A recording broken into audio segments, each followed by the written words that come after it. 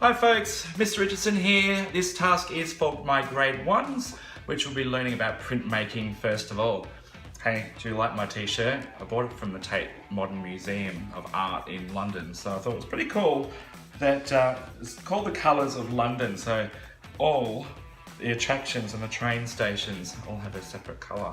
It's kind of like the big colour wheel, really. So for this activity, you're going to be making some tessellated printed shapes. So you will need any old cardboard box. It can be a cereal box, muesli bar box, anything which has a shiny front side to it. So you might have to look in your recycle bin, might have to raid the pantry, make sure you put the food back on the shelf. But you will need something like this, easy. You'll need a pair of scissors and you'll need 2 different coloured textures. Make sure they're nice and juicy, so they have to work really well for this to work. And of course, you'll need a piece of blank paper and probably a piece of bigger scrap paper like newspaper, junk mail, anything that you can work on the table or the bench so you don't make a mess all over the furniture and the bench tops. Okay, let's get started. All right, so to get started, you'll need to cut your piece of cardboard, your square piece of cardboard from your cereal box. Make sure that the edges are nice and straight and both sides are pretty even. You want it to be a perfect square so that all the tessellations can fit together. Now, with your marker, you want to start from one side to the other. And it can be any line that you want to do. So it can be a wavy line or a square line or something that is organic and made up. So start from here and let it travel across to the other side until it hits directly the opposite side. Make sure it doesn't go to the top or the bottom, otherwise it won't quite work out. Once you have drawn your line on your square, you're gonna get your scissors and cut carefully along that line. Make sure you hold your piece of cardboard with one hand off the table and put the piece of cardboard right in the middle of the scissor blade, and then you turn with the other hand as you travel along that line. Think of it like a steering wheel. You want to turn the steering wheel as you turn the corner to follow that line, because it has to be all cut out as one big piece until you get to the other end. And you'll end up with 2 pieces, 2 jigsaw pieces that will tessellate together. So remember, tessellation is something where 2 shapes will fit perfect together, just like a jigsaw puzzle piece. So it has to be able to slot together. So you end up with 2 bits like that. Now, you're going to flip them over and choose 2 colored textures. So I'm going to choose red and green because they're opposites. Now I've got one that I prepared earlier. I have a slightly different one. They still tessellate together, just like that. Okay. So I'm going to colour using my marker. Make sure that your marker, your texture, is nice and juicy. So what I mean by nice and juicy is that it should be full of colour and it doesn't look really dried out and scratchy, because otherwise your print might not work. So carefully colour every single part of that surface. And it should look pretty shiny. Make sure you colour it on the shiny side of the cardboard. That's really, really important that you do it on the shiny side of the cardboard, because if you do it on the flat side, the dull looking side of the cardboard's going to soak up all of the colour and it's not really going to transfer onto your paper all that well.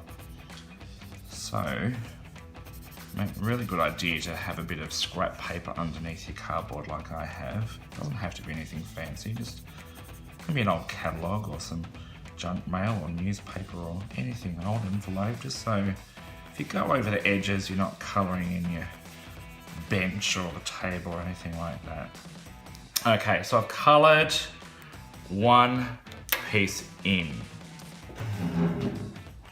Okay, so after you've coloured in, you get your piece of photocopy paper, your printer paper, anything that you can get your hand on, even if it's inside a scrapbook or something like that. I've coloured it in with my red. So I need to be able to fit 4 tessellations on this page. 1, 2, 3, 4, all beside each other. So I'm going to place it over here. So there's my halfway mark. I'm going to pop it over here. Now I'm going to press it very hard on one side, and I'm going to rub that shape all along the edge. Make sure it doesn't move. Probably better if you use the fist side of your hand. Get into all those corners. Press really, really hard, and you lift it up. And there is your stamp. Looks pretty great. So then you're going to repeat the same with the green one. So see how that matches? So I'll flip it over onto the shiny side again. Colour it with your different colour. So you have to work fairly quickly to make it the colour stamp really well. So that's why it's really important that you have really nice textures that work well. So pick out the ones that are nice and juicy, and it should look kind of shiny on that shiny side of the cardboard. So keep colouring it, get all the edges, no gaps. I'm going to fill in every single bit of that shape until, and you're probably going to get coloured fingers like I do, but that's okay. Because all good artists get their hands messy. Alright, so put the lid back on. Carefully pick up that shape by the edges so you're not getting all the colour on your fingers. And I'm going to line it up so it fits in just like a jigsaw puzzle piece. And I'm going to do the same with the red one. Hold it really hard. Press as hard as you can. Use the side of your fist and rub all over, and then swap and rub all over, and then carefully peel it up. Don't put your dirty fingerprints all over it. Lift it up, and ta-da! I have got my first tessellation of my 2 coloured jigsaw pieces. So then you are going to do the same again, 2 more times there, 2 more times there, and 2 there. So you have got a whole set of tessellations. So I'm going to go ahead and continue with this, and I'll speed it up for you so you don't have to wait for me to do the whole thing. And I'll see you in a little bit.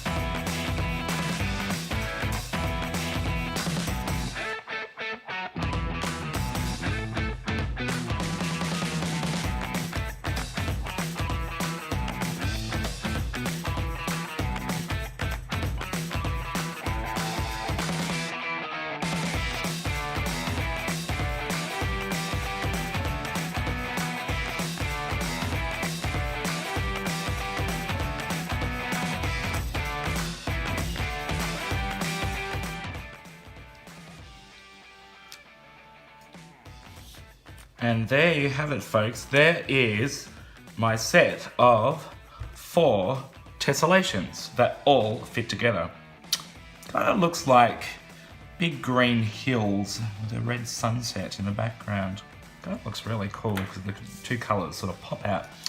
Now, your next step is that you're going to outline to really make those tessellated shapes, those prints, stand out from the page. So you're going to get a black marker and you're very carefully going to trace around the edge of each of those prints that you have made. So I can go all the way around the outside first. You have to take your time with this one. Get it done really neat. It kind of looks like a picture frame. So that's the border. And then right through the middle as well. So that line that you cut to make your square into your 2 shapes.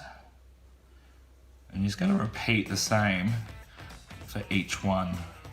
So carefully around the edge, through the middle, and through along those lines there. Make those hills pop out against that sunset.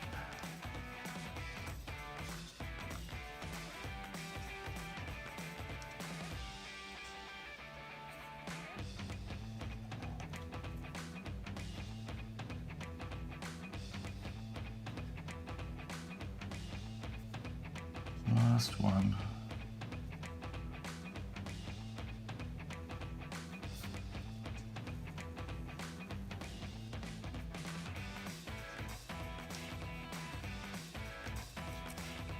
Finished.